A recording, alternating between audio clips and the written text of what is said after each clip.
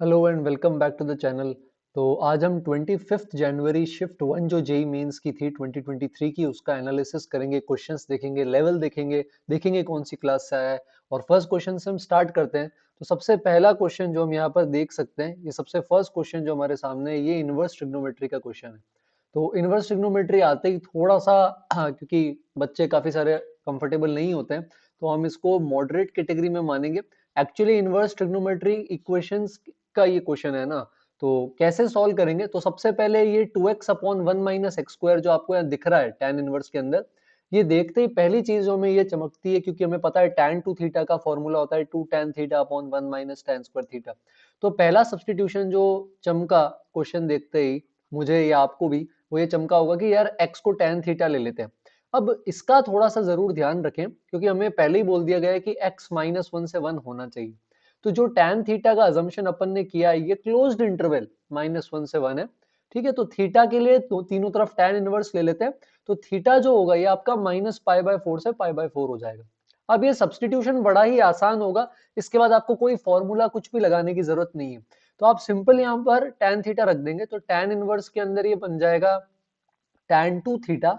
और प्लस के अंदर अगर आप आओगे तो कॉट इनवर्स के अंदर, क्योंकि रेसिप्रोकल में यही चीज, तो ये बन जाएगी कॉट के अंदर, अगर हम देखें तो ये बन जाएगी कॉट के अंदर 2 थीटा। और ये सम जो आ रहा है, ये सम हमारे पास π/3 के बराबर आ रहा है। तो अब क्योंकि ये चीज 2 थीटा बन चुकी है, तो अब हमें थीटा से थोड़ा आगे निकलना पड़ेगा और 2 थीटा की रेंज देखनी पड़ेगी। तो 2 थीटा लगभग हमारे पास -π/2 से π/2 आएगा। tan को कोई दिक्कत नहीं है ना। अगर आप tan का ग्राफ बनाओगे तो -π/2 से π/2 के बीच में ओपन अगर अपन देखें तो ये ऐसे बनता है। ये tan इनवर्स का ग्राफ है, जो हम tan इनवर्स tan का ग्राफ बनाते हैं। तो इसको इस पार्ट के अंदर किसी तरह की कोई दिक्कत नहीं आएगी। ये एज इट इज y बराबर x की तरह खुल जाएगा और इसकी वैल्यू आ जाएगी 2 थीटा। तो ये एक पार्ट कंफर्टेबल है अपन, है ना। कॉट इनवर्स का ग्राफ का थोड़ा सा ध्यान रखना पड़ेगा। कॉट इनवर्स की प्रिंसिपल रेंज डोमेन 0 से पाई में है। तो जो कॉट इनवर्स कॉट का ग्राफ बनता है ना, y बराबर x, हाँ वही ग्राफ। तो वो कॉट इनवर्स कॉट का ग्राफ 0 से पाई के बीच में, पर हमें -π/2 से π/2 चाहिए। तो पहली चीज जो यहाँ पर दिमाग में चमक रही है हमको, वो ये चमक रही है कि अरे यार, जीरो पे डेफिनेशन चेंज होने वाली है ना। जीरो के आगे अगर अपन देखें तो ये सिंपल सा y बराबर x की तरह खुलने वाला है। ठीक है, लेकिन अगर अपन जीरो से पहले देखें तो इसके केस के अंदर थोड़ी सी चीजें जो है वो चेंज हो सकती है। तो यहाँ पर अगर हम ध्यान देंगे तो ये लाइन y बराबर x प्लस पाई है। तो इसका थोड़ा सा ध्यान रखना पड़ेगा। तो आपको दो केस लेने पड़ेंगे। एक केस के अंदर हमारे पास यहाँ पर आने वाला है कि यार ऐसा करते हैं, 2 थीटा क्या ले लेते हैं, 0 से बड़ा ले लेते हैं। और 2 थीटा को मैक्सिमम कहाँ तक बेच सकते हैं अपन, π/2 तक ही बेच सकते हैं, ऐसा। ठीक है, तो थीटा इस केस के अंदर आ जाएगा π/4 से लेकर के 0 के बीच में। और tan थीटा आ जाएगा हमारे पास 1 से लेकर के 0 के बीच में। tan थीटा वही जो हमने x अज्यूम किया था। तो इस रेंज के अंदर देखते हैं कोई सोल्यूशन मिलता है क्या। इस रेंज के अंदर tan इनवर्स tan 2 थीटा भी 2 थीटा है, cot इनवर्स cot 2 थीटा भी 2 थीटा है। और ये सम π/3 आ जाएगा। तो जी हाँ, बिल्कुल हमको एक वैल्यू मिलेगी यहाँ थीटा π/12, जो इसी रेंज के अंदर है। पर आपको तो x की वैल्यू चाहिए, है ना। तो थीटा लेकर हम क्या करें, हमें तो tan थीटा चाहिए। तो आप tan थीटा लोगे तो आपका x आ जाएगा tan π/12, जो tan 15 डिग्री होता है। और ये वैल्यू आई होप आप सबने रट के रखी होगी, 2 - √3। तो ये पहला पार्ट है आपके क्वेश्चन का। सेकंड पार्ट में अब हम यहाँ पर हमारा इंटरवल चेंज करने वाले हैं। सेकंड इंटरवल के अंदर हम हमारा 2 थीटा π/2 से तो लेंगे बड़ा, है ना। सॉरी, उल्टा बोल दिया। 2 थीटा π/2 से तो ले लेंगे अपन यहाँ पर, इसके केस के अंदर 0 से π/2 हो चुका है, तो 0 से ले लेंगे छोटा और -π/2 से ले लेंगे बड़ा। तो ये थीटा आ गया हमारे पास -π/4 से 0। tan थीटा निकालोगे तो -1 से 0 आएगा। अब नेगेटिव साइड में जाते ही कॉट को लगेगा एक जबरदस्त झटका। और कॉट को ये झटका लगेगा तो tan को तो कोई फर्क पड़ने नहीं वाला। पाई एक अलग से आ जाएगा कॉट की वजह से। ये सब कॉट का दोष है ना, tan ने बेचारे ने कुछ नहीं किया। तो यहाँ से 4 थीटा की वैल्यू आ जाएगी -2π/3 और थीटा -π/6 आ गया। लेकिन हमारे लिए अच्छी बात है, क्योंकि ये इसी के अंदर आ रहा है -π/4 से 0। लेकिन हमें थीटा नहीं चाहिए, हमें चाहिए tan थीटा। तो आप निकाल लो tan -π/6। और ये आप सबको पता है ये वैल्यू क्या होती है, -1/√3, ऐसा। तो हमारे पास ये आ गया 2 - √3 -1/√3। और इन दोनों का अब अपन सिंपली सम करके इसके बराबर कर देंगे, अल्फा आ जाएगा। ठीक है, अल्फा 2 आ जाएगा। तो थोड़ा सा मॉडरेट साइड मान सकते थे, ट्रिग्नोमेट्रिक इनवर्स ट्रिग्नोमेट्रिक इक्वेशन है, सब्स्टिट्यूशन नहीं चमकता, तो उस केस में कुछ बच्चों के लिए टफ भी हो जाएगा अगर प्रैक्टिस नहीं करी। तो क्लास 12th है, क्वेश्चन अच्छा है, मेरे को ऐसा लगता है जिसने आईटीएफ करा है और अच्छे से पढ़ाई करी वही इसको अटेम्प्ट कर सकता है। ऊपर ऊपर से देखना है, यहाँ पर काम नहीं आने वाला है। अगले सवाल पर आएंगे, मजा आया इस क्वेश्चन में। क्वेश्चन नंबर 2 पर आते हैं। तो मीन दे रखा है डेटा सेट का 10 और वेरिएंस 4 दे रखा है, तो मीन को म्यू या एक्स बार लिखते हैं और ये होता है समेशन एक्स आई और अपॉन जितनी भी ऑब्जर्वेशन है एन, हमें नहीं पता कितनी है, और वेरिएंस 4 दे रखा है। तो वेरिएंस के अलग अलग फॉर्मूला होते हैं, अभी के लिए कुछ फॉर्मूला लिखना है तो मैं X I square by N minus mean का स्क्वायर लिखते हैं अपन, है ना। तो मीन का स्क्वायर यहाँ है 10 का स्क्वायर, तो ये तो था 4 के बराबर ऐसा, है ना। और वेरिएंस हमारे पास यहाँ पर किसके बराबर है, ये 4 के बराबर। तो दो प्यारी प्यारी इक्वेशंस आ गई है, एक आ गई है सिग्मा एक्स आई बराबर 4n, और सेकंड इक्वेशन अगर हम इसे सॉल्व करेंगे तो ये आ जाएगा सिग्मा एक्स आई स्क्वायर बराबर 104n। तो ये दो इक्वेशंस फिलहाल हमारे पास है। अब ये बोल रहा है कि एक एंट्री है जो कि 8 से 12 बन गई और नया मीन 10.2 हो गया। तो यार एक बात बताओ, कोई गलत एंट्री थी 8, आपने उसको हटाया और आपने उसकी जगह 12 डाल दिया, तो नंबर ऑफ ऑब्जर्वेशंस तो अभी भी n ही रहेंगी, पर सम चेंज हुआ ना। ये जो सिग्मा एक्स आई है जो सम को बता रहा है, तो ये था पहले 4n, अब आपने इसमें से 8 उड़ाया और 12 ऐड कर दिया, तो सम क्या बन गया 4n प्लस 4, और अब आपने इसको क्या कर देना है n से डिवाइड कर दिया, है ना। और ये किसके बराबर हो गया अब 10.2 के बराबर, ऐसा कुछ। ठीक है, तो अब ये जो चेंज यहाँ पर आया है, तो अगर हम इसके अंदर देखें तो जो सम था पहले यहाँ पर, अच्छा सॉरी मीन मैंने 4 लिख दिया है, मीन यहाँ 10 था, तो ये सम पहले आ जाएगा 10n, है ना। Sum of all observations upon n पहले 10 था, वेरिएंस 4 था, तो सिग्मा एक्स आई 10n था, है ना। लेकिन अब यहाँ पर क्या हो गया, उसमें से 8 हट गया और उसकी जगह 12 आ गया। तो यहां से हमारे पास ये लीनियर इक्वेशन सॉल्व करने पर n की वैल्यू आ जाएगी, n की वैल्यू यहां से आएगी 20। अब n आ गया 20, तो इसको अब आप यहां पर पुट कर सकते हो, ये जो सिग्मा एक्स आई स्क्वायर आया था ना अपने पास 104n, इसमें यहाँ पे रख दो, तो आपके पास सारी ऑब्जर्वेशंस के स्क्वायर का सम आ जाएगा, है ना। पर अब नया वेरिएंस निकालना है, तो नए वेरिएंस के अंदर क्या होगा, फिर नया सिग्मा एक्स आई स्क्वायर भी होना चाहिए। तो पुराने वाले में से 8 किसी काम का नहीं है, तो 8 के स्क्वायर को उड़ाओ और 12 के स्क्वायर को जोड़ना पड़ेगा, तो ये बन जाएगा 2080 माइनस 64 प्लस 144। तो अगर कैलकुलेशन का ध्यान रखते हुए सही से आगे बढ़ेंगे तो ये आई गेस 2160 शायद ऐसा कुछ आ जाएगा। तो ये सिर्फ नए वाले के अंदर ये सिग्मा एक्स आई स्क्वायर आया, खत्म नहीं हुआ बेटा। अब आप इसको वापस एक बार n से डिवाइड करोगे और नए वाले मीन जो 10.2 है उसका स्क्वायर आप इसमें से क्या करोगे, सब्ट्रैक्ट। तो अगेन लेंदी क्वेश्चन है, डिफिकल्ट नहीं है, एक गलत ऑब्जर्वेशन हटा के नई ऑब्जर्वेशन डालनी है, दो इक्वेशंस बनाने हैं और वहां से वैल्यू आएगी। तो क्लास 11th ही बोलूंगा मैं, क्योंकि 11th की एनसीईआरटी में है ये, और स्टैंडर्ड डेविएशन है तो स्टैटिस्टिक्स से निकल कर आया है, और इसको इजी बट लेंदी बोला जा सकता है। तो इजी बट लेंदी, पहले वाला क्वेश्चन भी लेंदी था, ये भी क्वेश्चन लेंदी है। तो 24th के कंपैरिजन में शिफ्ट में अभी हमें ये देखने को मिल रहा है कि क्वेश्चंस थोड़े से लेंदी आ रहे हैं। आगे बढ़ के देखते हैं कैसा लगता है। थर्ड क्वेश्चन पे आते हैं, तो इसके अंदर हमें y डबल डैश, इसको मैं सही से नहीं दिख रहा होगा तो मैं लिख देता हूँ, y double dash minus Y dash निकालना है x बराबर -1 पे। तो डिफरेंशिएशन बताना है x बराबर -1 पे, और डबल डिफरेंशिएशन भी बताना है x बराबर -1 पे। तो अगर यहाँ पर हम देखें तो ये एक प्यारा सा रिलेशन हमें गिवन है, तो थोड़ी से इसको इंटरेस्टिंग बनाओ, दोनों साइड 1 माइनस एक्स से मल्टीप्लाई कर लो। ऐसा एक सीक्वेंस सीरीज का क्वेश्चन पहले आया था, अगर आपको ये ट्रिक याद है तो क्वेश्चन बड़ा आसान है।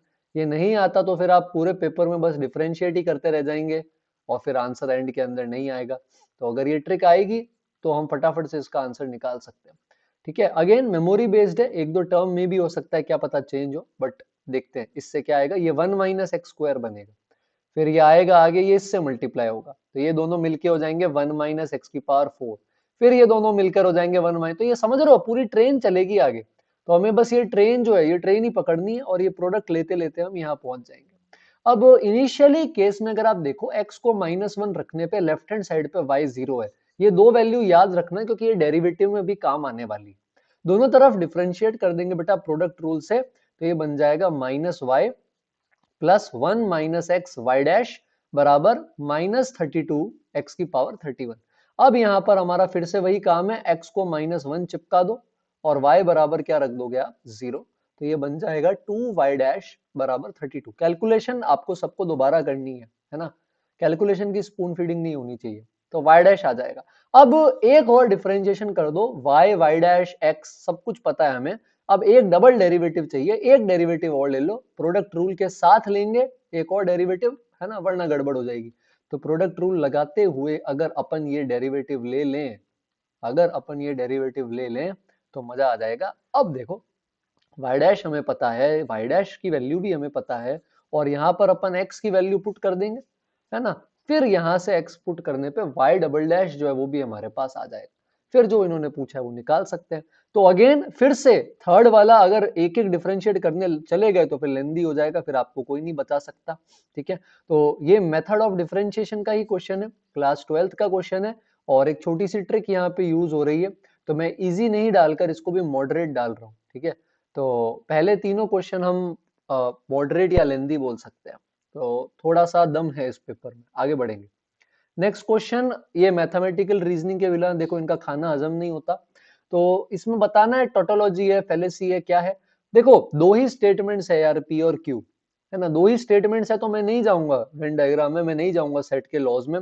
दो ही अगर स्टेटमेंट है तो सिंपल से 4 रोज बना लो, फटाफट से ट्रुथ टेबल से आंसर आ जाएगा, अगर एक्यूरेसी थोड़ी अच्छी रखोगे तो पी क्यू लिख लेते हैं अपन या फटाफट, ट्रू फॉल्स, और यहाँ पर लिख लेते हैं ट्रू ट्रू फॉल्स फॉल्स। अब हम तैयार हैं, सबसे पहले पहला ब्रैकेट इवेलुएट करेंगे बेटा, P एंड नेगेशन Q। अगर आपको नेगेशन Q से डर लगता है तो एक कॉलम Q के उल्टे नेगेशन Q का भी बना लो, ताकि कोई तकलीफ हो नहीं आपको। अब P एंड नेगेशन Q ले लो तो ये आ जाएगा फॉल्स, ट्रू, फॉल्स, फॉल्स, आधा काम तो खत्म हो गया। अब P इंप्लाइज नेगेशन Q लेना है। इंप्लाइज हमेशा ट्रू होता है, एक केस को छोड़ के, जब आप ट्रू से फॉल्स जाते हो। जब आप ट्रू से फॉल्स जाते हो बेटा तो फॉल्स आएगा, बाकी सारे के सारे केसेस के अंदर यहां पर क्या आएगा, ट्रू ट्रू ट्रू। और अब वापस आपको इन दोनों के बीच में क्या करना है कि इंप्लाइज, तो फॉल्स से फॉल्स भी ट्रू, ट्रू से ट्रू भी ट्रू, फॉल्स से ट्रू भी ट्रू, और फॉल्स से ट्रू भी ट्रू, सारे ही ट्रू आ गए। एक्यूरेसी के साथ करेंगे, मजा आ जाएगा। 1 मिनट का सवाल है, पहला वेरी इजी सवाल इस पेपर का, जो लेंदी नहीं है, क्लास 11th के बेसिक चैप्टर से आपको +4 दिला सकता है, जिसका नाम है मैथमेटिकल रीजनिंग। आगे बढ़ेंगे क्वेश्चन नंबर 5 पे, और ये आ गया हमारे पास बाइनोमियल। तो कल के एनालिसिस में भी बोला था, अगर पहली दोनों शिफ्ट्स नहीं देखी 24 जनवरी की तो फटाफट से जाकर देखो और इस पर आ जाओ। कल भी बोला था, अभी भी बोल रहा हूँ, बाइनोमियल मेंस के लिए इंपॉर्टेंट है। हम आगे बढ़ते बढ़ते देखेंगे बाइनोमियल के बहुत क्वेश्चंस आते हैं। तो AR को बोल रहा है x की पावर 10 माइनस आर का कोफिशिएंट। तो जनरल टर्म लिखना तो यार देखो नर्सरी से पढ़ रहे हैं अब तो अपन, है ना, इतना टाइम हो गया। ये जनरल टर्म कैसे लिखते हैं अपन, NCR, a की पावर में क्या आ जाता है अपने पास यहाँ पे n माइनस आर, और b की पावर में r। पर ये x की पावर r का भूखा नहीं है, देखो ये x की पावर 10 माइनस आर का भूखा है। तो जो अगर x पे 10 माइनस आर लगेगा तो 10c के साथ भी क्या आ जाएगा, 10 माइनस आर आ जाएगा। तो ये जो कोफिशिएंट है AR, ये AR एक्चुअली अपने पास क्या है, 10C 10 माइनस आर। लेकिन हमें ये भी पता है कि यार NC n माइनस आर और NCR तो बराबर होते हैं, तो इसको 10CR ही लिख देते हैं। ठीक है, अब हम आ जाते हैं इस बिजनेस पे, और ये बिजनेस है इसको निकालना, are cube 10CR upon 10CR minus 1। ठीक है क्या, तो थोड़ा सा सॉल्व करने का कष्ट करते हैं। खोलो ब्रैकेट के अंदर वाली चीज को, 10 factorial 10 minus R R factorial, है ना। वैसे तो फॉर्मूला भी होता है n minus R plus 1/r, but आप बोलोगे सर इतने कितने फॉर्मूला रटेंगे, सही बात भी। फिर यहाँ पर भी खोल दो फैक्टोरियल को, तो इसकी शक्ल सब्ट्रैक्शन ध्यान से करना ब्रैकेट में रख के, वरना फिर गलत हो जाएगा, बोलोगे सर आंसर गलत आया। तो जो उड़ा सकते उड़ा दो, ये इससे एक ज्यादा है तो ऊपर आ जाएगा 10 माइनस आर प्लस 1। आर माइनस 1 से एक ज्यादा है, सब बर्बाद हो जाएगा और आर बच जाएगा। तो ये तो आ गया ब्रैकेट में। अब ब्रैकेट के बाहर भी कुछ चीजें उड़ा देते हैं यार, आर स्क्वायर से आर स्क्वायर उड़ जाएगा तो आर बचेगा। ब्रैकेट में 11 माइनस आर का होल स्क्वायर है, और ये समेशन करना है कहां से कहां, आर बराबर 1 से 10। तो ये समेशन जो है ये फाइनली आपको करना पड़ेगा, इसमें हम कुछ नहीं कर सकते। लेंदी है, आसान है, ये सब चीजें हमारे हाथ में नहीं है। हमें बस ये पता है कि समेशन ऑफ 1 दिखे तो वो n होता है, summation r n n plus 1/2 होता है, summation r square, summation r cube, सबका फॉर्मूला होता है। तो अब आपको इसका समेशन जो है ये करना पड़ेगा। बात समझ में आ रही है क्या? तो ये चीज जरूर अब अपन को सॉल्व करनी पड़ेगी। एक थोड़ा सा मैं और आपके लिए सिंप्लीफाई कर सकता हूं इसके अंदर, आप यहाँ पर चाहो अगर तो 11 माइनस आर को के ले सकते हो, ठीक है। तो अगर आप 11 माइनस आर को के लोगे तो अंदर वाली कहानी तो बन जाएगी बेटा के स्क्वायर, और बाहर आर बन जाएगा 11 माइनस के, ऐसा।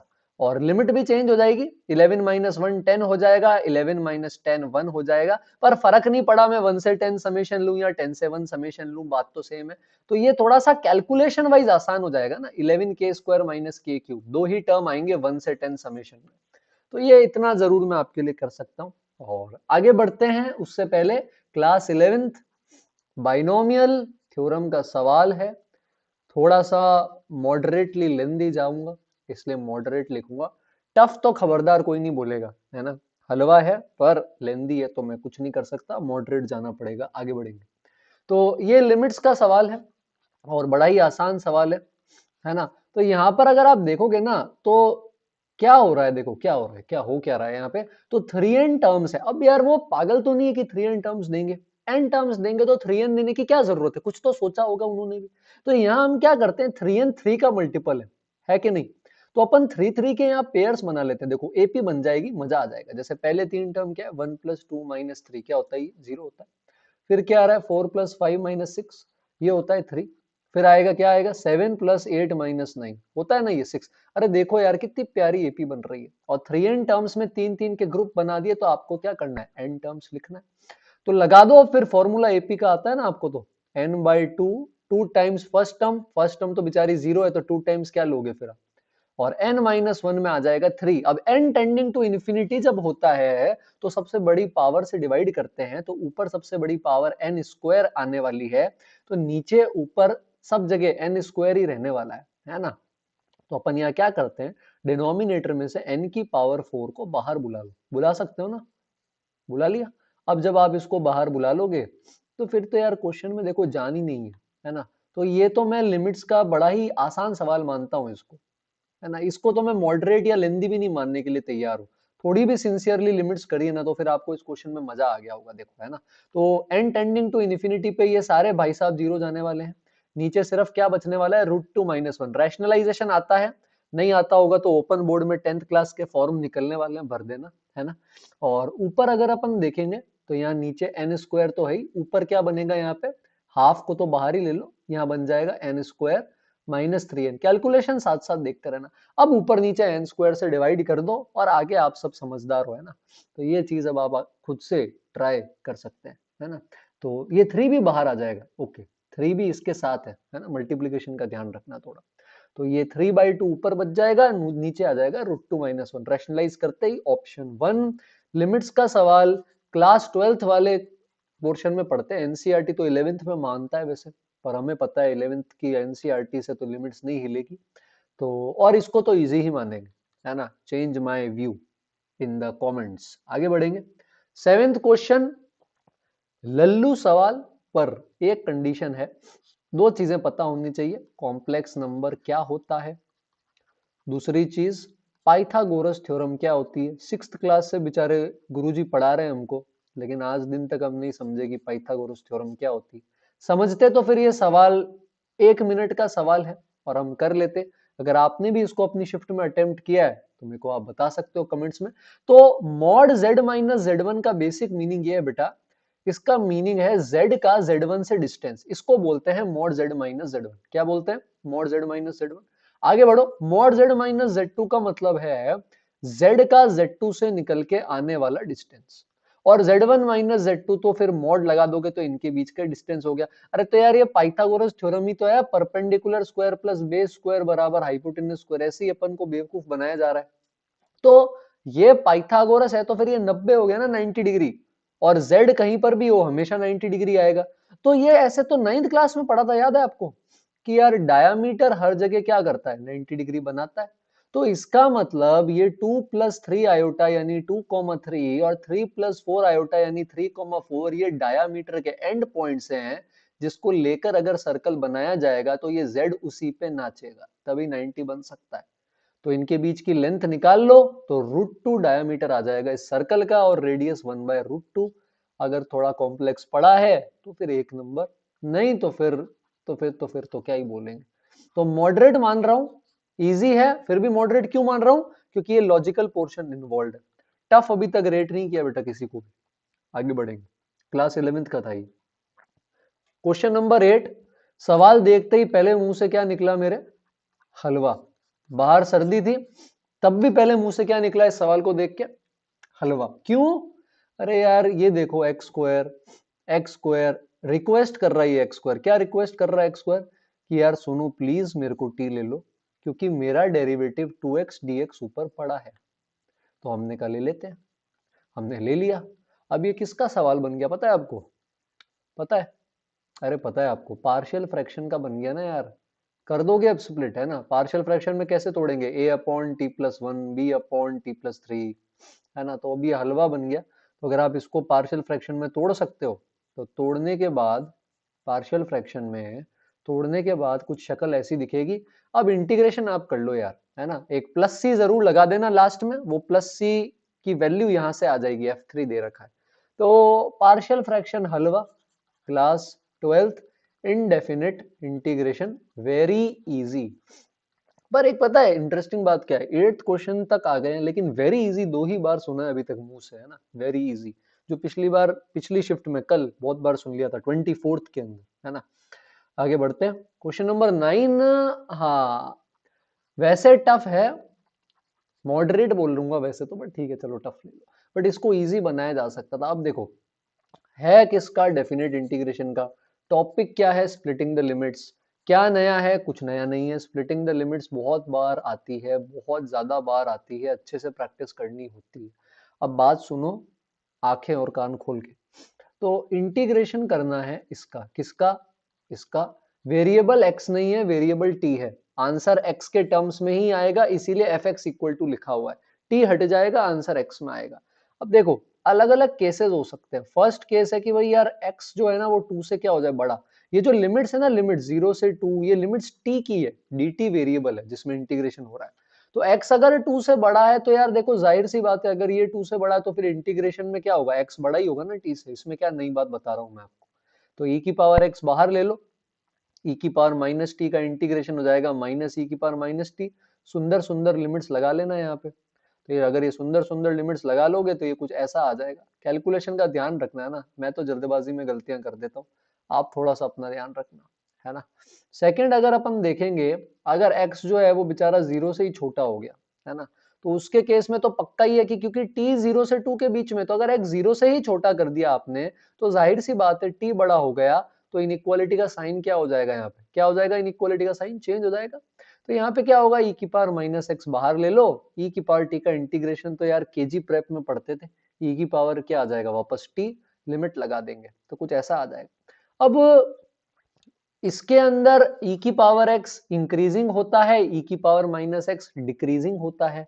तो मिनिमम वैल्यू के लिए अगर अपन यहाँ पर इनकी वैल्यूज रखने जाएंगे, तो इसके केस में इसकी मिनिमम से मिनिमम वैल्यू x बराबर 2 पर आएगी, और इनकी मिनिमम से मिनिमम वैल्यू x बराबर 0 पर ही आएंगी। दोनों e स्क्वायर में आंसर देने वाले हैं, जो ऑप्शन में ही नहीं है। तो एनटी अपना कितना ध्यान रखता है यार, देखो ऑप्शन ही इस तरह से बनाता है कि अगर आप बच्चा एक्सट्रीम केसेस भूल भी जाए कि सर हमने तो 2 के आगे 0 से पहले देखा ही नहीं, तो एनटी बोलता है बेटा कोई बात नहीं, आप 0 से 2 के बीच वाला केस ले लो, जो कि सबसे इंपॉर्टेंट केस है। एक्स जो है वो यहाँ पर अगर 0 से 2 के बीच में होगा, तो टी जो आ रहा है अपने पास, वो टी क्या हो सकता है, बेसिकली एक्स से छोटा भी हो सकता है और एक्स से बड़ा भी हो सकता है। तो जिस केस का आपको यहाँ पे ध्यान रखना है ना, जिस इंपॉर्टेंट केस की अपन बात कर रहे हैं, जिसका आपको यहाँ पे ध्यान रखना है, उसके अंदर यही है कि आपका जो एक्स होगा वो किसके बीच में आ जाएगा, 0 से 2। तो 0 से 2 में कहीं भी हो सकता है, टी तो धीरे धीरे बढ़ेगा, 0 से बढ़ते बढ़ते बढ़ते बढ़ते आगे जाएगा, फिर कम हो जाएगा। तो अगर अपन इसको सॉल्व करना चाहते हैं इस केस के अंदर, तो हम यहाँ क्या करेंगे, देखो मजेदार चीज देखते हैं। तो इंटीग्रेशन है इसका, किसका, इसका। दो टुकड़े कर दो, जब तक t बढ़ते बढ़ते x तक नहीं पहुंच जाता, तब तक t की दादागिरी नहीं चलेगी, x बड़ा होगा। लेकिन जब एक बार t बड़ा हो गया तो फिर तो x छोटा रह जाएगा, तो मॉड का साइन चेंज हो जाएगा। आया मजा? पहले वाले में e की पावर x बाहर लेकर सुंदर सा इंटीग्रेशन कर दो, कर दोगे क्या, ऐसा कुछ आ जाएगा। ठीक है, कैलकुलेशन स्वयं करें, यहाँ e की पावर माइनस एक्स बाहर ले लो, इधर भी इंटीग्रेशन करोगे तो ऐसा कुछ आएगा। अब आप यहाँ पर इसकी वैल्यू, ये आपका एफ एक्स आ गया 0 से 2। अब आपको अगर इसकी मिनिमम वैल्यू निकालनी है तो सिंपल सा फंडा है, डिफरेंशिएशन 0 करो, वहां से x की वैल्यू आ जाएगी, इस एक्सप्रेशन में पुट कर देना। स्पून फीड नहीं करूंगा, डिफरेंशिएशन खुद 0 करोगे, कैलकुलेशन दोबारा वापस करोगे। तो ये मजेदार सवाल था और इसको हम जरूर जरूर टफ की कैटेगरी के अंदर लेंगे, ठीक है, पर आप कर सकते थे। आगे बढ़ते हैं। क्वेश्चन नंबर 10, इनवर्स निकालना है यार। नहीं मतलब यार इनवर्स तो निकाल सकते हो, ऐसे मत करो यार। कंपोजिशन लो और इनवर्स निकाल दो। इसने इन्होंने क्या बोला कि यार जी ऑफ एफ ऑफ एक्स ले लो और उसका इनवर्स निकालना है। क्वेश्चन में देखो क्या लिखा हुआ, इनवर्स निकालो और ये इसके बराबर आएगा। एफ एक्स जी एक्स अपनी हेल्प के लिए दे रखे हैं इन्होंने। तो अपन क्या करते हैं, जी ऑफ एफ ऑफ एक्स निकालते हैं। तो पहले एफ एक्स की जगह एफ एक्स फंक्शन रख देंगे। एफ एक्स क्या है, एक्स की पावर वी प्लस 3। तो इन्होंने बोला, हमने रख दिया। फिर इन्होंने कहा जी एक्स है ए एक्स प्लस सी, तो जी के अंदर का इनपुट लीनियर एक्सप्रेशन में रखना था, तो इन्होंने बोला और हमने रख दिया, ठीक है। और इसका अब आपको इनवर्स निकालना है। तो इनवर्स कैसे निकालते हो बेटा, क्या करते हैं इनवर्स निकालने के लिए, क्या करते हैं, सबसे पहले क्या करते हैं, इसको मानते हैं y के बराबर। यही करते हो ना यार, तो मानो ना फिर y के बराबर, इसका इनवर्स है तो क्या करोगे, x को y में लिखोगे, तो इस पूरी चीज को y के बराबर कर दो। तो c उधर भेजो, a से डिवाइड कर दो, तो इसकी शक्ल बनेगी कुछ, कैसी शक्ल बनेगी, ऐसा, a से डिवाइड कर लिया। अब यहाँ पर आप 3 से सब्ट्रैक्ट कर लेना, कर लोगे, कर ही लोगे, समझदार हो आप। तो यहाँ से आप सब्ट्रैक्ट कर लोगे, एलसीएम ले लोगे और फिर बी को भी उधर भेज दो। तो ये जो शक्ल दिख रही है ना आपको, अरे मेरी नहीं, ये देखो, ये जो शक्ल दिख रही है ना आपको, ये, हाँ यही वाली, ये इनवर्स है। और आपको इसको इसके इससे कंपेयर करना है। y को तो आप वापस x से रिप्लेस कर देना, हमने जो निकाला है वो f इनवर्स y है और हमें f इनवर्स x चाहिए। तो अब अपन कंपैरिजन के लिए तैयार है क्या अपन तैयार, बिल्कुल है यार।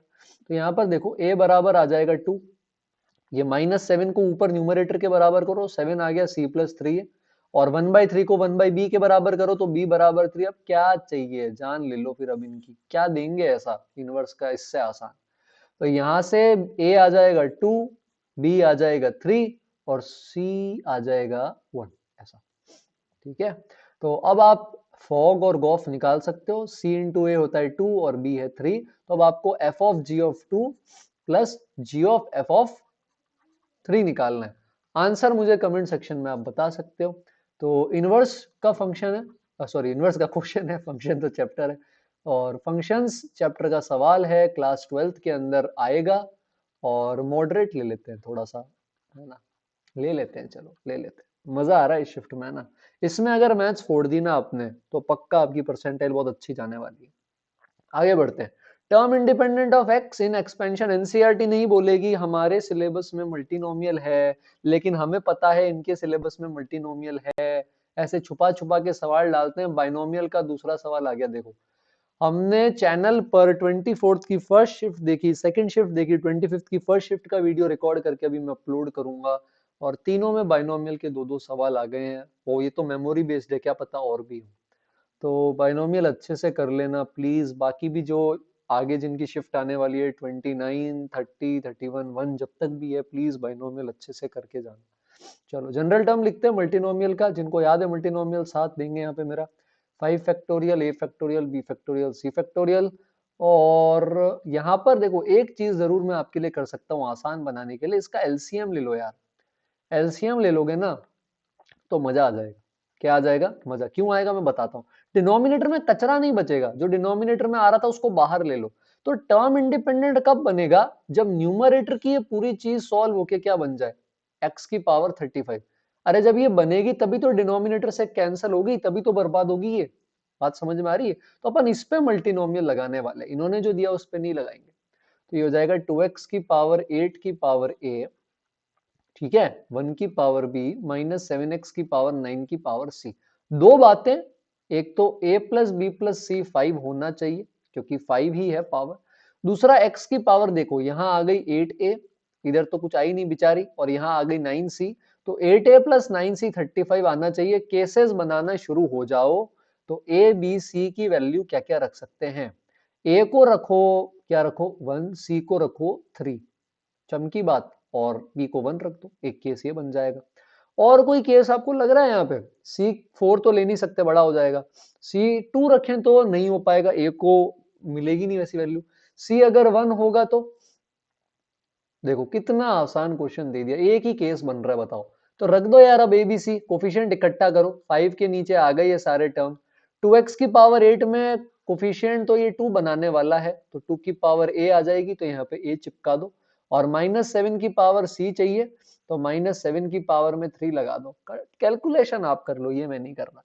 तो बाइनोमियल के अंदर मल्टीनोमियल का क्लास 11th का इजी क्वेश्चन क्लियर है। तो अब आगे बढ़ते हैं, नेक्स्ट पे आएंगे। डिटर्मिनेंट्स का सवाल है, प्यारा सवाल है, इजी है बट लॉजिकल है, मॉडरेट मान सकते हो। मैं इजी बोलूंगा बट आप मॉडरेट ले लो। चलो, बेस चेंज लगेगी ना, तो लॉग की प्रॉपर्टी लग रही है। जब भी दो चैप्टर के कंसेप्ट साथ लग जाएंगे तो मैं इसका इजी से प्रमोशन करके इसको मॉडरेट बोल दूंगा। तो करना कैसे है सर, ये बताओ, बाकी बकवास नहीं चाहिए। तो आप इसको लिख लो log y upon log x। Base change theorem है, बेस को ई मान लो। 1 है ना, ये 1 1 1 पता है क्या होता है? अरे 1 1 होता है, मुझे भी पता है 1 1 होता है, लेकिन log x बेस x भी तो क्या होता है? 1 ही होता है। तो आप इसको 1 भी ले सकते हो, है ना? या चलो ठीक है, बाद में एलसीएम लेंगे तब कन्वर्ट कर देंगे। log z x, यहाँ पर जो x बेस z है, सॉरी z बेस x है, इसको ऐसे लिख दो। फिर आगे आते हैं, सेकेंड रो के अंदर भी ऐसा कर लेंगे, कुछ कर लेंगे क्या अपन? ठीक है, फिर अपन लिख लेंगे log z upon log y। आना बोलो कुछ। थर्ड रो पे आते हैं, log x upon log z, है ना? आगे बढ़ते हैं, log y upon log z, और लास्ट में ले लेते हैं 3। अब देखो अपन क्या करते हैं ना, एलसीएम तो ऐसे डिटरमिनेंट में कैसे ले लें, ऐसे ऐसे कुछ भी थोड़ी कर सकते हैं। तो अपन क्या करते हैं, फर्स्ट रो को log x से मल्टीप्लाई कर देते हैं, सेकंड रो को कर देते हैं log y से मल्टीप्लाई, और थर्ड को कर देते हैं log z। डिटरमिनेंट की प्रॉपर्टी है, एक बार में एक ही रो मल्टीप्लाई होती है। पर यार देखो, कुछ मल्टीप्लाई किया है, कुछ पाया है, तो कुछ खोया भी है ना। तो जिससे मल्टीप्लाई करोगे उससे डिवाइड भी करना है ना, ऐसे अपनी मन मर्जी से नहीं चल सकती ना मैथ्स कि सर हम तो मल्टीप्लाई करेंगे, पर डिवाइड करने का मत बोलो, है ना, मजा नहीं आता, ऐसे मजे से काम नहीं चलता। तो मल्टीप्लाई कर दो, फर्स्ट रो में क्या आ जाएगा, log x log y और log z। सेकंड रो में क्या आ जाएगा, मल्टीप्लाई करना, log x 2 log x, और फिर क्या आ जाएगा, सॉरी 2 log y, और फिर क्या आ जाएगा, सेकंड में log y से किया था अपन, और फिर log z। और थर्ड में भी कर दो, क्या आ जाएगा, log x, फिर बोलते ही नहीं हो आप, log y, और फिर क्या आ जाएगा, 3 log z। अभी देखो मजा आ गया, अभी मजा ही आ गया। देखो अब कॉलम से कॉमन लेना शुरू करो। हाँ अरे सर ये तो सोचा ही नहीं, तभी तो फिर मॉडरेट बोला है। यहां से log y बाहर निकाल लो और यहाँ से log z। तो होगा क्या, जब आप ये log x log y log z बाहर निकालोगे ना, तो ये बाहर ये जो टर्म पड़े हैं log x log y log z, इससे कट हो जाएंगे, और बचेगा सिर्फ इतना प्यारा सा, सुंदर सा, सिंपल सा डिटर्मिनेंट, जो कौन निकालेगा, हाँ जो आप निकालोगे। तो ये जो डिटर्मिनेंट बना है, ये डिटर्मिनेंट वैल्यू है किसकी, ए की। लेकिन आपको क्या निकालना है, आपको क्वेश्चन में निकालना है determinant of adjoint of A square. A square से मत घबराओ, थोड़ी देर के लिए आप इसको बी मान सकते हो। तो एडजॉइंट ऑफ बी का डिटर्मिनेंट बता चुका हूं, डिटर्मिनेंट बी की पावर n-1 होता है। दो बार एडजॉइंट लग जाएगा तो डिटर्मिनेंट बी की पावर n-1 का स्क्वायर, n3 है, ऑर्डर 3 है, तो यहाँ पर n-1 2 का स्क्वायर आ जाएगा। तो डिटर्मिनेंट b की पावर क्या है, 4। लेकिन हमें पता है कि यार ये b तो क्या है, b तो है a स्क्वायर, और इसकी पावर 4 का मतलब डिटर्मिनेंट a की पावर 8। तो आप जब ये डिटर्मिनेंट अपन ने बनाया ये निकालोगे तो वो 2 आएगा, तो आंसर हो जाएगा 2 की पावर 8। तो मजा आया क्वेश्चन करके यार। इजी तो नहीं था, काफी स्टेप्स थे, मॉडरेट टू टफ भी ले सकते हैं अपन। तो 25th की शिफ्ट अच्छी है, 24 के कंपैरिजन में तो डेफिनेटली अच्छी है। एंड आई थिंक अभी तक के जितने पेपर्स देखे उसमें से सबसे डिफिकल्ट है, मतलब लॉजिकल बोल सकते हैं, थोड़ा लेंदी, लॉजिकल, डिफिकल्ट सबका मिक्सचर है। आगे बढ़ेंगे तो ओके, एक सेकेंड, ये मिनिमाइज हो गया, वापस मैक्सिमाइज कर देते हैं अपन इसको। ओके, तो नेक्स्ट पे आ जाते हैं। क्वेश्चन नंबर 13 हो गया था, 12th हो गया था, 13th में। तो ये सवाल एकदम निहायती आसान है, पर लेंदी कर देते हैं तो फिर तकलीफ हो जाती है। बोल रहा है टू पॉजिटिव इंटीजर्स का सम 66 है। ओके, हमने ले लिया एक को x, एक को 66 माइनस एक्स, नाइन्थ में करते थे लीनियर इक्वेशन वन वेरिएबल। अब बोल रहा है म्यू इनका मैक्सिमम प्रोडक्ट है। यार सिमेट्री से भी बता सकते हो कि दोनों 33 होंगे तब ये मैक्सिमम आएगा। जिनको नहीं पसंद है वो डिफरेंशिएशन करो, डिफरेंशिएशन 0 करो, लोकल मैक्सिमा 33 पे आएगा। तो म्यू हो जाएगा 33 इंटू 33, ये आ जाएगा 1089। तो अब इन इक्वालिटी सॉल्व करने का वक्त आ गया है, और इन इक्वालिटी अच्छी नहीं है यार, है ना। इनइक्वालिटी अच्छी नहीं है, बिल्कुल अच्छी नहीं है। डिवाइड करो इसको, तो ये आ जाएगा 121। क्या आ जाएगा 121। अब इसको सॉल्व करेंगे तो कुछ इतना डरावना सा एक्सप्रेशन अपने सामने आएगा। आपको घबराना नहीं है, या तो क्वाड्रेटिक फॉर्मूला यूज करो या 5511 में टुकड़े कर दो। तो आंसर जो आएगा ना, सेट एस के अंदर जो एलिमेंट बोले हैं ये इस इंटरवल में से आएंगे, और बेचारे सभी इंटीजर होने चाहिए। तो आपके पास 11 से लेकर 55 तक टोटल 45 इंटीजर्स आ जाएंगे, जो आपके टोटल नंबर ऑफ आउटकम्स हैं। और आपको प्रोबेबिलिटी बतानी है कि ए के अंदर जो एलिमेंट आप एस से उठा रहे हो वो 3 के हो, यानी 3 से डिविजिबल हो। 3 से डिविजिबल कौन कौन होंगे इसमें? 12, 15, 18, चलते रहो 54 तक। काउंटिंग आती है बेटा तो काउंटिंग कर लेंगे, ये हो जाएंगे 15 एलिमेंट्स। प्रोबेबिलिटी 1/3। इजी बट लेंदी।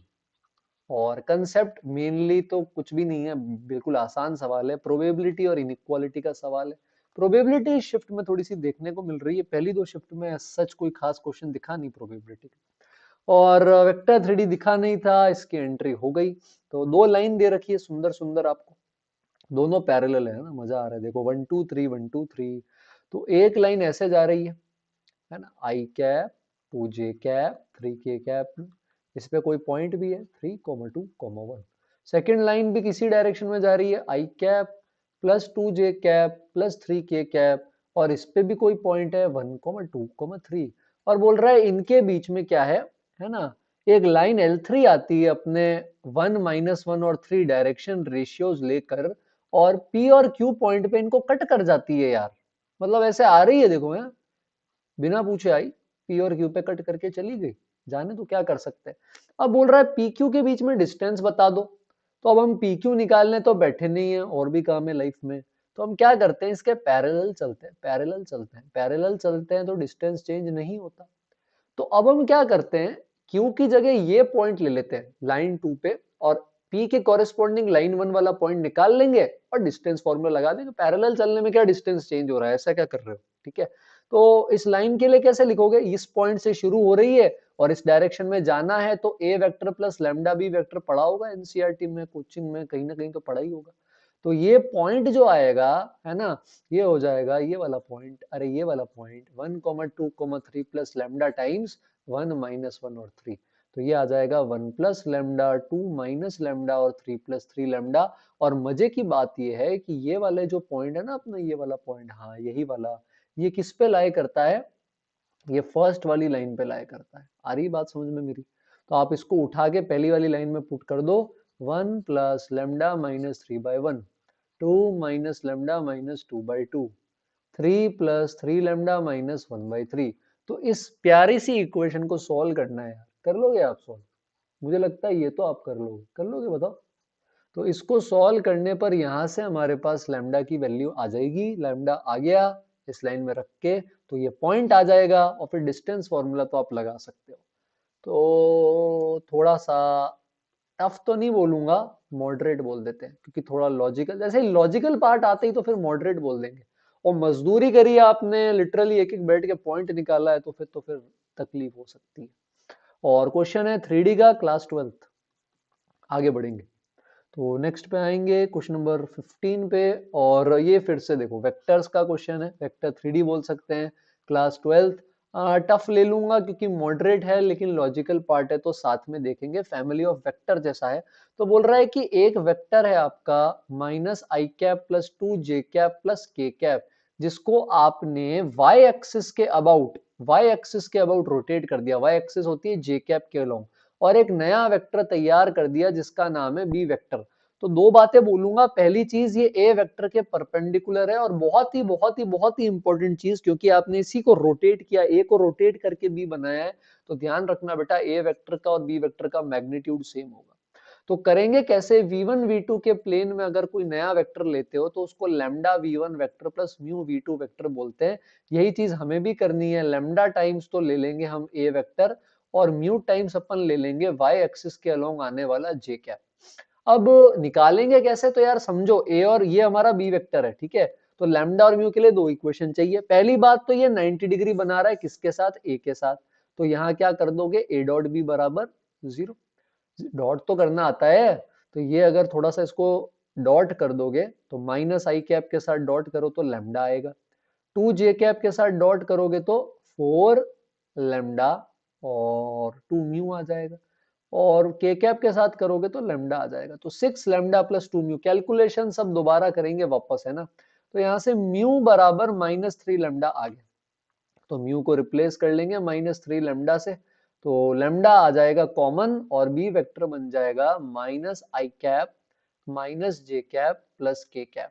पर प्रॉब्लम छोटी सी ये है, ए का मैग्नीट्यूड √6 है और इसका मैग्नीट्यूड √3 है, तो लैम्डा इसको बराबर करेगा तो √2 होना चाहिए, क्योंकि √2 इंटू √3 ही √6 होता है। अब जब बी वेक्टर आ गया है तो प्रोजेक्शन लेना हमें आता है, प्रोजेक्शन का मैग्नीट्यूड होता है B dot C upon mod C. करके आंसर बताओ चैट के अंदर, चैट तो नहीं, कमेंट के अंदर बता दो, आगे बढ़ते हैं। तो वेक्टर 3D मतलब एग्जैक्टली टफ तो नहीं है यार, मॉडरेट ही बोलना चाहिए, टफ लिखते हुए मुझे भी शर्म आ गई, पर मेजोरिटी ऑफ द पेपर मेरे को मॉडरेट टू टफ लग रहा है, और पहली दो शिफ्ट में इजी टू मॉडरेट लग रहा था। तो आई गेस अगर वहां आप 20 के अराउंड अटेम्प्ट कर रहे थे तो यहाँ एटलीस्ट 15 अबव होने चाहिए। आगे बढ़ते हैं। क्वेश्चन नंबर 16, डिफरेंशियल इक्वेशन है, एग्जैक्टली लीनियर नहीं है बट रिड्यूसिबल टू लीनियर है। क्या होता है सर रिड्यूसिबल टू लीनियर, अभी बताते हैं। तो राइट हैंड साइड में y बाय एक्स मल्टीप्लाई कर दो, y बाय एक्स मल्टीप्लाई करोगे तो बेटा इसकी शक्ल कुछ ऐसी दिखेगी, y बाय एक्स को एक तरफ ले लो, y बाय एक्स एक तरफ ले लोगे ना तो ये ऐसा आ जाएगा, ठीक है क्या। अब वाई क्यूब से कर देंगे इसको डिवाइड, तो डिवाइड करते ही मजा आ जाएगा, क्या आ जाएगा, मजा, सुना ही नहीं दिया, क्या आ जाएगा, मजा आ जाएगा। तो ये ऐसा बन गया। अब देखो यहाँ एक प्यारा सा सब्सटीट्यूशन करना पड़ेगा, ये -1/y² की शक्ल दिख रही है, इसको t ले लो, इसको t लेते ही मजा आ जाएगा, 2/y³ dy/dx, ये पूरा dt/dx बन जाएगा, और क्या चाहिए आप। तो अब कन्वर्ट करने पर हाफ dt/dx माइनस t/x बराबर 1 + ln x आ गया। अब इस 2 से पूरे को मल्टीप्लाई कर दो ताकि 2 यहाँ से हट जाए और ये ऐसा कुछ बन जाए। अब आप इंटीग्रेटिंग फैक्टर निकालोगे तो e की पावर में -2/x का इंटीग्रेशन आएगा, तो ये अगर इंटीग्रेट करोगे तो e की पावर -2 ln x बनेगा, -2 पावर में जाएगा और ये 1/x² बन जाएगा। तो यहाँ ऊपर y के ये t के साथ आ जाएगा, t है t के साथ आ जाएगा 1/x², और राइट हैंड साइड में हमें क्या करना पड़ेगा कि यार ये जो 2 1 + ln x आया है ना, इसके डिनोमिनेटर में क्या लेना पड़ेगा अपन को, क्या लेना पड़ेगा, x²। कैलकुलेशन वाला पार्ट मैं फिर से बोल रहा हूँ, आपको वापस करना है खुद से। क्या बात समझ में आ रही है। तो 2/x² का इंटीग्रेशन आता है ln x/x² के लिए बाय पार्ट लगाना, 1/x² का इंटीग्रेशन ln x का डिफरेंशिएशन, t में रिजल्ट आएगा प्लस c भी आएगा, और फिर t को y में बदल के c यहाँ से आएगा। तो मॉडरेट बोल देते हैं, क्योंकि डायरेक्ट लीनियर नहीं थी, रिड्यूसिबल टू लीनियर थी, शिफ्ट 1 में डायरेक्ट होमोजेनस थी। तो ट्राई करें और मुझे बताएं आपका आंसर मैच हो रहा है कि नहीं। आगे बढ़ते हैं, और कुछ अब अपन इंटीजर टाइप्स पे आ रहे हैं। तो ये मेरे को जेन्युइनली लगे कि काफी लेंदी और टफ जा सकते हैं इसके अंदर, बाकी सिंगल चॉइस के अगर अलावा अपन देखें तो ये क्वेश्चन टफ नहीं है, बट ये इस पूरे पेपर का सबसे ज्यादा लेंदी सवाल है। तो इन्होंने बोला है कि एक सेट है आपके पास 1 2 3 5 7 10 और 11, और आपको सबसेट बनाना है कि सम जो आएगा सभी एलिमेंट्स का ये 3 का मल्टीपल आएगा। तो आपको ग्रुप बनाना पड़ेगा बेटा, किस हिसाब से मैं ये ग्रुप बना रहा हूँ मैं आपको भी बताता हूँ, लेकिन उससे पहले ये ग्रुप बनाने में एक बार आपको साथ देना पड़ेगा। तो ऐसे ग्रुप बनने वाला है, ये तीनों नंबर 3 के साथ रिमाइंडर देते हैं 1, ये तीनों 3 के साथ रिमाइंडर देते हैं 2 और ये देते हैं 3 के साथ डिवाइड ही हो जाते हैं तो रिमाइंडर नहीं देंगे। 10th क्लास में पढ़ा था आपने Euclid's lemma. P and C probability की डिविजिबिलिटी टाइप के सवालों के अंदर ये सबसे ज्यादा काम आता है। एक और क्वेश्चन सेम इसी पेपर में इस पर आया है, तो ये क्वेश्चन नंबर 21 पी एंड सी पर बेस्ड है, क्लास 11th। ओके, चलो तो सबसे पहले मान लेते हैं कि अगर हम एलिमेंट ही ना लें तब तो बल्ले बल्ले हो गई। सबसेट ऑफ जीरो एलिमेंट्स, तो अगर एलिमेंट ही नहीं है तो सम जीरो आएगा जो ऑब्वियसली 3 से डिविजिबल है, तो एक केस ये लेना पड़ेगा। नहीं लिया तो my sincere thoughts are with you कि आपकी मेहनत के बावजूद -1 आने वाला है। वन एलिमेंट लें तो वन एलिमेंट सिर्फ और सिर्फ आप 3k से ही ले सकते हो, और 3k के अंदर आपके पास यहाँ एक ही एलिमेंट है। 3k प्लस 1 में 3 है, 3k प्लस 2 में भी 3 है, 3k में एक ही है, तो एक ही एलिमेंट लेने का तरीका तो एक ही होगा ना यार। अब अगर अपन अगला देखें तो दो एलिमेंट का सबसेट चाहिए। दो एलिमेंट के लिए आप क्या कर सकते हो, है ना, 3k प्लस 1 का एक एलिमेंट ले लो और एक 3k प्लस 2 का एलिमेंट ले लो, दोनों मिलके वापस 6k प्लस 3 बना देते हैं जो 3 से डिविजिबल है। 3k के दो एलिमेंट नहीं ले सकते बेटा, क्योंकि एक ही एलिमेंट है तो दो कहां से ले लोगे। तो इसका एक एलिमेंट लोगे 3c1 से, इसका एलिमेंट भी 3c1 से, आंसर आ गया 9। अब अगर हमें चाहिए 3 एलिमेंट्स के केसेस थोड़े ज्यादा बन सकते हैं। तीनों एलिमेंट 3k प्लस 1 के ले लो, 3c3। तीनों एलिमेंट आप ले सकते हो 3k प्लस 2k, तो इसमें भी क्या आ जाएगा आपके पास 3c3। और हाँ, ये एक केस हो सकता है कि 3k का एक ले लो, एक 3k प्लस 1 का ले लो और एक 3k प्लस 2 का ले लो, तो ये आ जाएगा 1c1 into 3c1 into 3c1। तो ये 1 1 और 9 इसके टोटल 11 सबसेट्स आ गए हैं। तो ये अपन को आगे तक जाना पड़ेगा, समझ रहे हो आप, 7 तक जाने वाले हैं अपन, इसलिए लेंदी है। बट अगेन इंटीजर में आपके पास ऑप्शन होता है एनवीटी में कि कौन से 5 चुनने हैं। ऑब्वियसली ये तो नहीं चुनना है, हाँ कुछ नहीं आता उनके अलावा, तो फिर ये वापस देखना पड़ेगा। 4 एलिमेंट कैसे ले लोगे बता दो, मजा आ जाएगा। 4 एलिमेंट, तो 4 एलिमेंट के लिए क्या कर सकते हो, 3 ले लो 3k प्लस 1 के और एक ले लो 3k का, तो 3c3 इंटू 1c1, है ना, एक ही केस बनेगा, अफसोस क्या कर सकते हैं। 3 ले लो 3k प्लस 2k और एक ले सकते हो आप 3k का, ये भी सेम बनेगा 3c3 इंटू 1c1। और कोई केस, और कोई केस ले सकते हैं क्या, और कोई केस ले सकते हैं क्या, 4 लेने थे ना, हाँ तो ऐसा कर लेते हैं, दो ले लेते हैं अपन 3k प्लस 1 के, तो ये 6k प्लस 2 हो जाएगा, और दो ले लेते हैं 3k प्लस 2 के, तो ये 6k प्लस 4, हाँ ये भी हो जाएगा, मजा आ गया। तो 3c2 इंटू 3c2, अब ये नहीं सोचा ना तब भी गड़बड़ हो जाएगी, तो यार ऐसे क्वेश्चन तो अवॉइड ही करें तो ज्यादा अच्छा है ना। बाकी 5 में से कोई ना कोई निकाल सकते हैं, 11 यहाँ पर और आ गए, है ना, 11 11 11 33 तो यही हो गए। अब 5 एलिमेंट के लिए क्या करेंगे, 5 एलिमेंट में आई गेस एक ही केस बन सकता है कि अपन एक ले लें 3k का, दो ले सकते हैं 3k प्लस 1 के और दो ले सकते हैं 3k प्लस 2 के, तो ये 3c2 into 3c2 into 1c1 9 आ जाएगा। केस छूटा तो क्वेश्चन चला जाएगा एग्जाम में, ध्यान रखना। 6 लेने हैं तो इसका एक ही केस है, 3 3k प्लस 1 के और 3 3k प्लस 2 के, 3c3 इंटू 3c3 1 आएगा। और 7 एलिमेंट में अच्छी बात है कि अगर आप सबका सम करोगे तो 3 से डिविजिबल है, तो ये एक ही केस है। 11 11 11 11 4 बार जोड़ दो 44 आएगा। बट अगेन मेरे हिसाब से मेंस लायक तो नहीं है यार ये, कभी कभी एनटीए भी थोड़ी सी जालिम हो जाता है, क्या कर सकते हैं। 24th का बदला लिया है 25th की शिफ्ट 1 में, अच्छी शिफ्ट लग रही है, थोड़ी मॉडरेट टू टफ। वापस एक बार रिपीट कर देता हूँ, 15 अबव अगर करेक्ट किए, अटेम्प्ट नहीं, आई रिपीट 15 अबव करेक्ट किए तो आई थिंक डिसेंट इनफ हो सकता है। और 20 तक अगर चले गए उसमें 20 करेक्ट तो आपने फोड़ दिया मैथ्स के अंदर। आगे बढ़ो 22, ये वापस देखो डिविजिबिलिटी, ये फिर से पीएनसी है, फिर से क्लास 11th है। क्लास 11th इस बार एल्जेब्रा कैलकुलस के साथ भर भर के आई है ना, कोऑर्डिनेट को मुझे लगता है इस बार वो इज्जत नहीं मिली है, बट एल्जेब्रा भर भर के आई है। तो 1 से 25 में 25 नेचुरल नंबर्स लेने हैं, ये सेट की डेफिनेशन से लिखा गया है। ओके, तो क्योंकि डिविजिबिलिटी 5 से है तो मैं फिर से यहाँ पर क्या करने वाला हूँ, फिर से 5k के टाइप के केस बनाएंगे। तो 5 से डिविजिबल नंबर कौन से होंगे, 5 6 10 15 20 25, 5 नंबर। इसी तरह 5k प्लस 1 के भी 5 नंबर है ना, 1, 6, 11, 16, 21 ऐसे सबके अगर आप देखोगे ना, सब में कितने नंबर आएंगे अपने पास, 5-5 नंबर आ जाएंगे, मजा ही आ जाएगा। अब a plus B should be a multiple of 5, ordered pair. Ordered pair का मतलब है a comma B, B comma A अलग अलग है, 10 और 15 अलग कंसिडर करो, 5, 15 और 10 अलग कंसिडर करो। अब क्या करें, दो नंबर लेने हैं, कैसे ले, सम जो है वो आना चाहिए भाई 5 से डिविजिबल।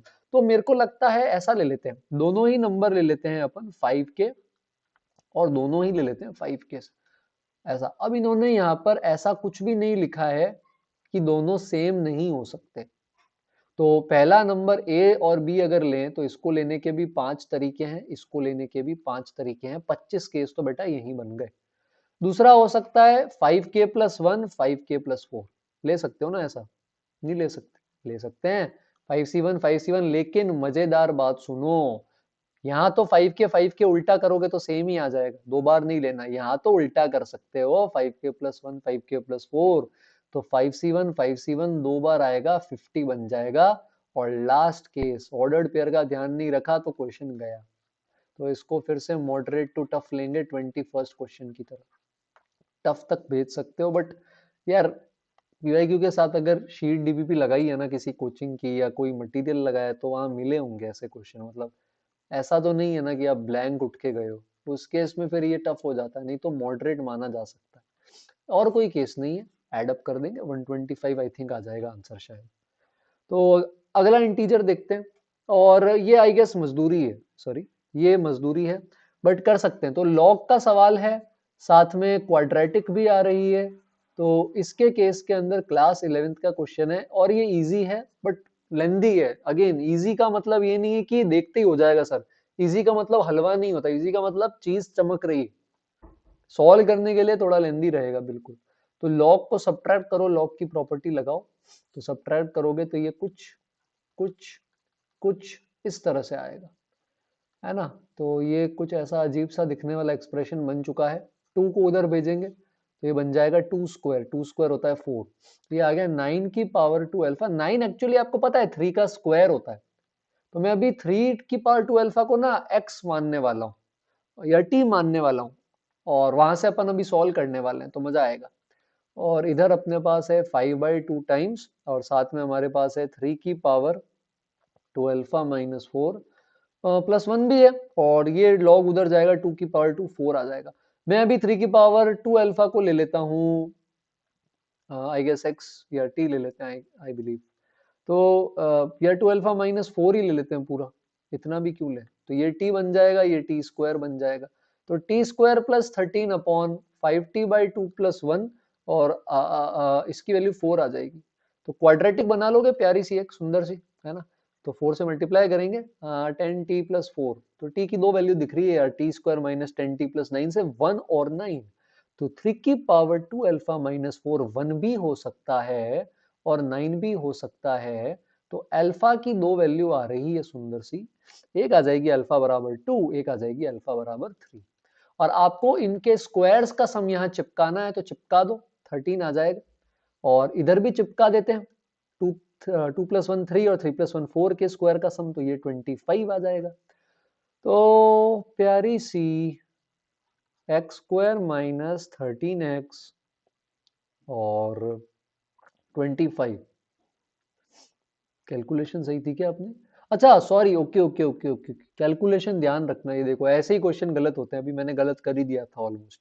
यहाँ समेशन करके फिर स्क्वायर करना है, तो पहले 2 + 3 ऐड करो फिर स्क्वायर करो, तो 5 का स्क्वायर आएगा, और यहाँ स्क्वायर करके समेशन करना है। यार कितना कंफ्यूज करोगे बच्चों को, वैसे ही बेचारे भोले वाले बच्चे हैं, तुम ऐसे ही और हैं, ये ऐसा बन जाएगा। तो ये थोड़ा साइन का ध्यान रखें, गड़बड़ नहीं हो जाए, है ना। अब रियल रूट है तो d कर देना 0, d कर देंगे तो वहां से बीटा आ जाएगा। और बताना मेरे को क्या वैल्यू आ रही है कमेंट्स के अंदर, तब तक आगे बढ़ते हैं। और एक सोर्स से सारे क्वेश्चन मिल नहीं पाए बेटा, तो कुछ बाकी जगह से भी जुगाड़े हैं। अगले सवाल के अंदर gx बताना है इंक्रीजिंग या डिक्रीजिंग, तो g' निकाल लो, g' आ जाएगा -f' -x -f', तो f' तो निकाल सकते हो, है ना। क्या आएगा f' बताओ, या ऐसा करते हैं पहले पूरा फंक्शन ही निकाल लेते हैं, फिर एक साथ ही कर लेंगे डिफरेंशिएट, कॉम्प्लिकेटेड तो है नहीं। बस x की जगह क्या छाप दोगे आप, माइनस एक्स, और सेकंड के अंदर तो एज इट इज ही रखना है।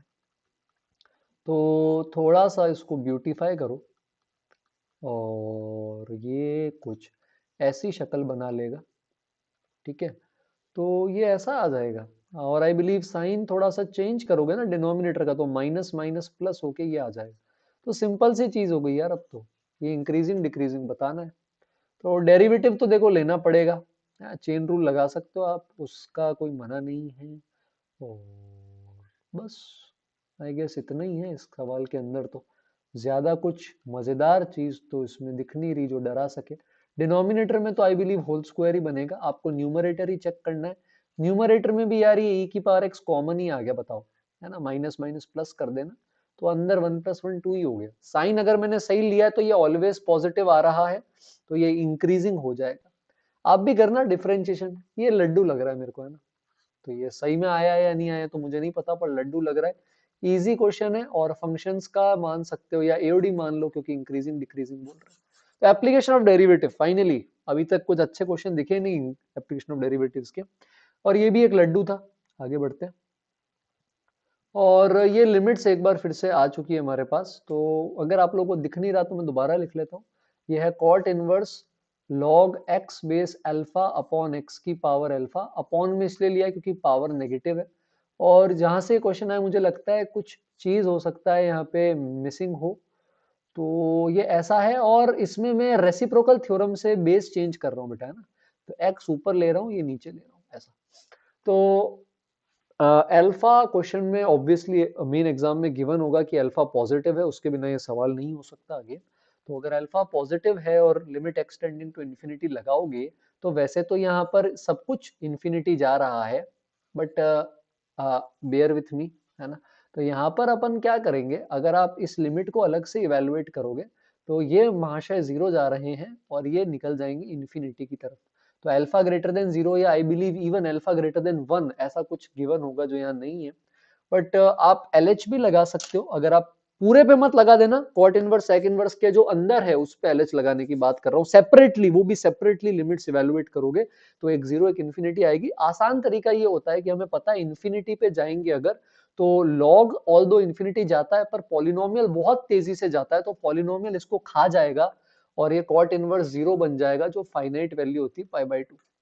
यहाँ भी कुछ ऐसा ही होने वाला है, अल्फा की पावर एक्स एक्सपोनेंशियल है, तो एक्सपोनेंशियल अगर अल्फा 1 से बड़ा है, जो कि क्वेश्चन में देना चाहिए, ये मेमोरी बेस्ड है तो हम इसमें कुछ ज्यादा नहीं बोल सकते, तो ये इन्फिनिटी तेजी से भागेगा एज कंपेयर टू लॉग, तो ये बेचारा पीछे रह जाएगा, ये जल्दी चला जाएगा, तो ये सेक इनवर्स में इन्फिनिटी आ जाएगा, जो फिर से π/2 होता है। तो लड्डू हो गया ये, है ना। तो लड्डू है, और लिमिट का लड्डू है, और लिमिट काफी बार आ रही है। तो बाइनोमियल के साथ साथ एक छोटा सी एडवाइस मेरी आपको ये है कि अगर आपका एग्जाम अभी तक नहीं हुआ है तो थोड़ा सा लिमिट्स पे ध्यान दें। लिमिट्स में जहाँ आईटीएफ के क्वेश्चन साथ आते हैं उस पर थोड़ा सा ध्यान दें, और लिमिट एज अ सम पे ध्यान दें।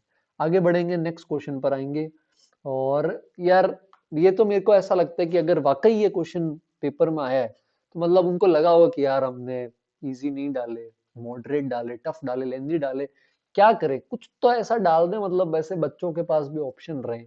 तो ये अपन फोर्थ फिफ्थ क्लास में पढ़ते थे ना, साइन पढ़ते थे, फोर्थ फिफ्थ में पढ़ते थे ऐसी सिंपल चीजें तो।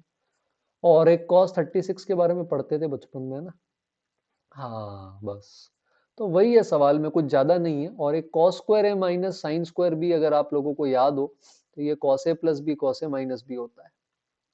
बस ये तीनों चीजें लगा देना और आंसर आ जाएगा आपके पास। इससे ज्यादा तो मैं आपको सॉल्व करके नहीं दूंगा इसमें। तो ट्रिग्नो का 11th का हलवा है, तो आई थिंक इजी सवाल भी आए हैं, 30 में से सारे नहीं, बट मतलब 5-6 इजी लड्डू हैं, और 10 से 15 ऐसे सवाल हैं जिसमें थोड़ी मेहनत करेंगे तो हम पेपर अच्छा कर सकते थे। आगे बढ़ते हैं, और ये मेमोरी बेस का हमारा लास्ट सवाल, मेरा वन ऑफ द फेवरेट्स है, क्योंकि कॉमन टेंजेंट बहुत आसान टॉपिक है, और हर साल इस पे क्वेश्चन आते हैं। मैंने अलग से वीडियो भी डाल रखा है जेई रिवीजन की प्लेलिस्ट के अंदर, कॉमन टेंजेंट्स पे, लिंक डिस्क्रिप्शन में मिलेगा जेई रिवीजन सीरीज का, और भी अच्छी चीजें आप फॉलो कर सकते हैं, और कुछ अच्छे कंटेंट के साथ हम आने वाले हैं जल्दी। तो दो पैराबोला है, कॉमन टेंजेंट निकालना है तो निकाल लेते हैं। एक ऐसा पैराबोला है, और एक बेचारा शिफ्टेड पैराबोला है। कॉमन टेंजेंट निकाल के डिस्टेंस निकालना है। तो याद करो करो कि इसका टेंजेंट का फॉर्मूला ऐसा लिखते थे कुछ, तो अभी भी वैसा ही लिखेंगे। 4a की वैल्यू हाफ है बेटा, तो a 1/8 है यहाँ, ध्यान से देखोगे तो y बराबर mx minus A M square ये आ जाएगा। सेकंड केस के अंदर शिफ्टेड है तो बी केयरफुल प्लीज, ये आ जाएगा mx, यहाँ a 1/4 है तो ये आ जाएगा 1/4 m स्क्वायर। और अगर यहाँ देखें तो इधर कांस्टेंट टर्म ऐसा है, और दूसरी तरफ अगर इधर देखें 1 को इधर भेज देना तो ये कांस्टेंट ऐसा आएगा। दोनों को बराबर कर लो प्लीज, एक तरफ ले जाओ तो m स्क्वायर की वैल्यू 8 आ जाएगी, तो m स्क्वायर 8 है, यहाँ से m मिल जाएगा, है ना। और डिस्टेंस फॉर्मूला निकालना है हमें, जैसे इसी पे डिस्टेंस निकाल लो, 0, √3 से इसका डिस्टेंस, तो ये बन जाएगा √3 प्लस 1/8 m स्क्वायर, और नीचे आ जाएगा √1 प्लस m स्क्वायर, जिसमें m स्क्वायर आप उठा के पुट कर सकते हो। तो आई थिंक ये इजी है और कोनिक सेक्शन का क्वेश्चन है। फाइनली कम से कम कुछ तो कोऑर्डिनेट का दिखा। तो ये ओवरऑल हमारा एनालिसिस था। आपको कैसा लगा है ये पेपर? अगर आपने शिफ्ट दी है तो आपको क्या लगता है, कितना जस्टिस या इनजस्टिस है, आपके साथ बताएंगे। बाकी 25 शिफ्ट 2 जल्दी से मैं वापस वीडियो बनाकर डालने वाला हूँ। अगला पेपर शायद 29 को है, तब तक के लिए पढ़ाई करते रहें। वीडियो पसंद आया तो लाइक करें, ज्यादा से ज्यादा आपके फ्रेंड्स के साथ शेयर करें, और सब्सक्राइब करें, कमेंट करें चीजें जो मैं क्वेश्चन आपसे पूछता हूँ। जल्दी मिलेंगे नई वीडियो के साथ, तब तक के लिए थैंक यू और ऑल द बेस्ट।